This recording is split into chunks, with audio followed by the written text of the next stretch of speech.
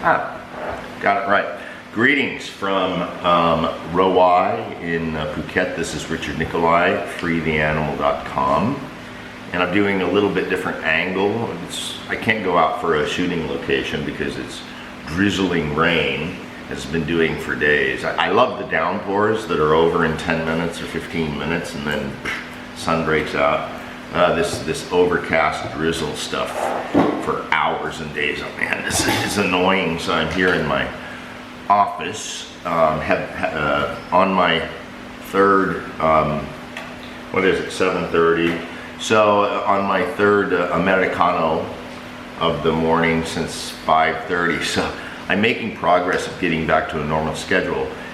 Two days ago, I got up and got going at 3:30 a.m. and then yesterday, 3:30 a.m. The next day was 4:30 a.m. and then 2 days in a row at 5:30 a.m. But this time I got more sleep. Yesterday it was like 3 hours and I just had stuff going through my head. And anyway, brief introduction there. So I got a text from my dad a little bit ago. He's like, do something on the, do a post on the student loan thing. I'm like, Then I started thinking about it. I'm like, yeah. I mean, it's not of particular interest to me, and I'll tell you why. And that's because my take is different, of course, than everybody else's. I'm going to use that word, everybody. I mean, there may be some outliers who actually think of it correctly, but I'm going to tell you how to think about it correctly, because neither side is right. And I hear that, of course it was done for a political move because of the midterms coming up. But kind of a dumb one politically because it affects everybody, including the left. And I hear tell that some people even on the Democrat left side are kind of like going, what? You're going to put us on the hook? So you want us to vote? You say, vote for me. We're sending billions to Ukraine, and now we're going to take from your pocket to pay the person who got a useless fucking degree, and they have 200, 300,000 student loan debt, can't pay it, and so we're going to forgive a portion of it at your expense, right? So even the left is balking at that, which is neither here nor there because it's a dumb objection, and I'll tell you why. And incidentally, about the student loan, so just for background, what happens is the government's not actually loaning the money, they're guaranteeing it, right? And that's the crux of the issue here. So you go to an institution, you apply for a student loan, and you get, and it's easy to get. Why?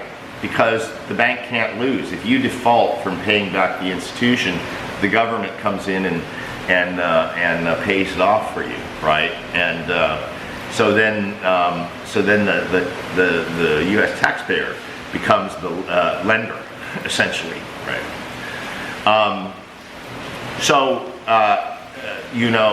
And the other part is that they can get these loans for any course of study, rather than having some qualifying courses of study like STEM, science, technology, engineering, math. Professions, doctor, lawyer, business, entrepreneurial stuff, computer science, stuff like that. No, you can go borrow $200,000 to get some useless social studies degree, where the only thing you can really do is get a job with the institution itself to propagate the nonsense and the garbage. Which is now really the source of all this woke nonsense, and you can, get it and go into debt, or you work for one of these,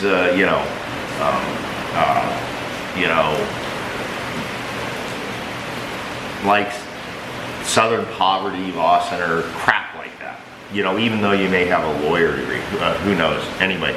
So, but then the second problem is the guarantee. If you had no government guarantees, then the banks would be on the hook for you repaying the money, and you probably wouldn't have much of a student loan thing. But for years and years and years, politicians, both left and right, Democrat, Republican, campaign on this. Oh, we got to get education. Education is so important. Blah blah blah. When in fact you can learn pretty much everything you need to know on Google, and there's tons of online courses. They're inexpensive, tons and tons and tons in any language on any subject, right? And inexpensive, and so there is no the reason people pay these enormous amounts to go to university is to have the Harvard, the Columbia, or the Northwestern, or whatever, Yale, Princeton, Oxford, all this stuff as a degree, because it opens doors for them, right? They get to become a parasite on society, parasite. So if you didn't have it's just like insurance, health insurance. Car insurance doesn't work like this. Why? Because because it's market based, But health insurance, you have a third party basically making your decisions, so there's no financial part of it at all, and so the costs go up and up. Take another example. Take the recent thing on tax credits or whatever they are for electric vehicles. Well, what do the electric vehicles companies do immediately? Is they jack up their prices. Why not? Why wouldn't you? Right? If someone else is essentially footing the bill, then you can get more. It's perfectly, but dummies get this. This happens to dummies, which are 99% of the people all the time, and they never learn lessons. They never learn lessons that you could teach an 8-year-old to learn, right? And it's getting worse because of this fucking thing, right? COVID-19 would have never been what it was without this shit, without a bunch of fucking morons.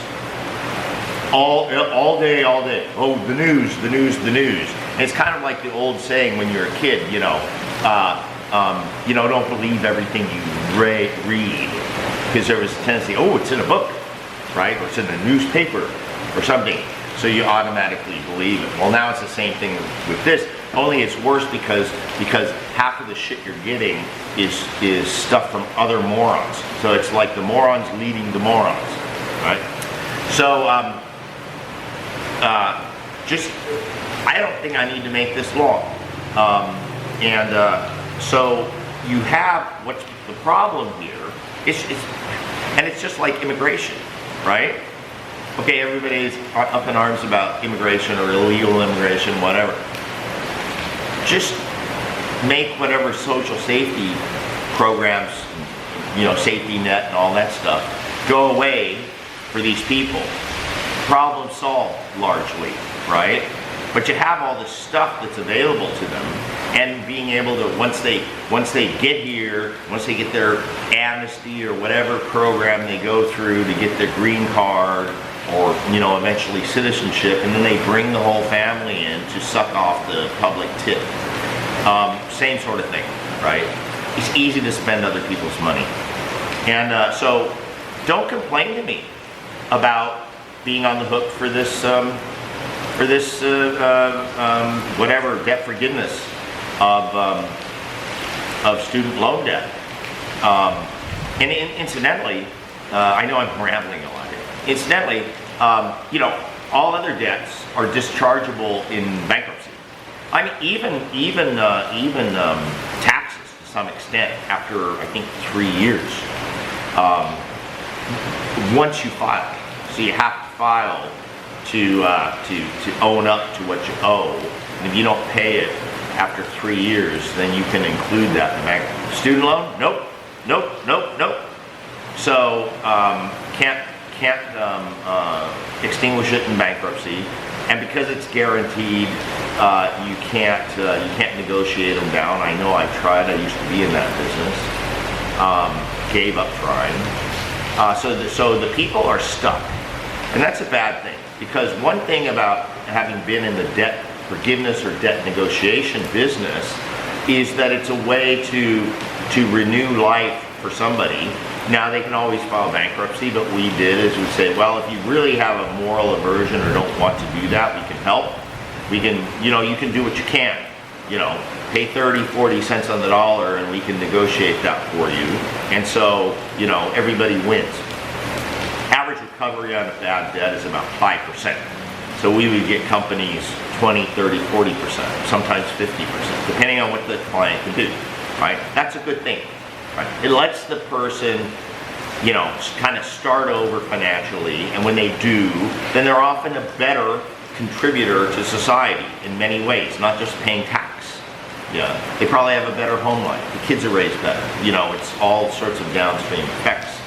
I just don't think, you know, holding people with this moral, which the West is so good at. Christians, you're so good at, like, you own the debt, you own the debt, pay. Beat you to a pulp. What happens to the kids? Fuckers. Puerile and disgusting. Anyway, I digress. So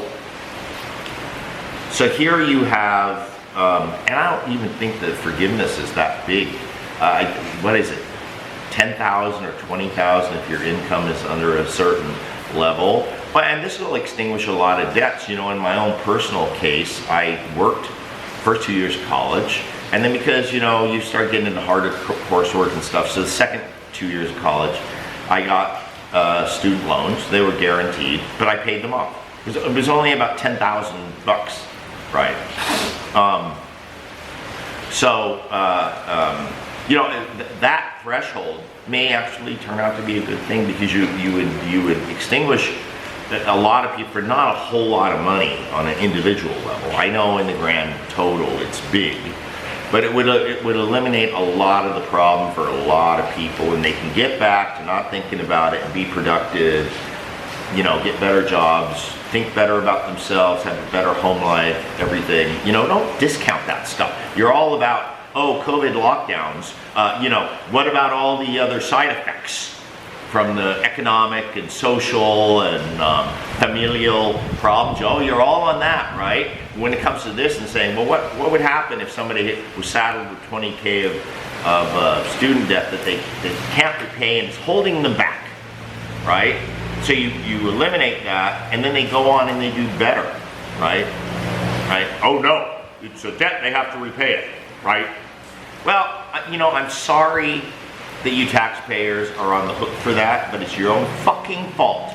Listen to me, it's your own fucking fault. Because for decades and decades and decades and decades, you elect these stupid fucking assholes over and over and over and over and over again, and re-elect them over and over and over again, and they're the ones who put the guaranteed student loans, in the guarantees by the government, by you, in place. The people you elected put them in place, and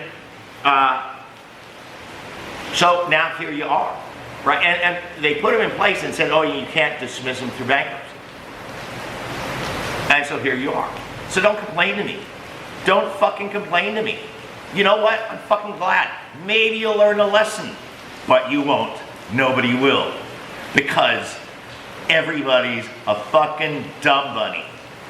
So there's my little bit of a rant on day 21 of no alcohol. And see, I can still rant.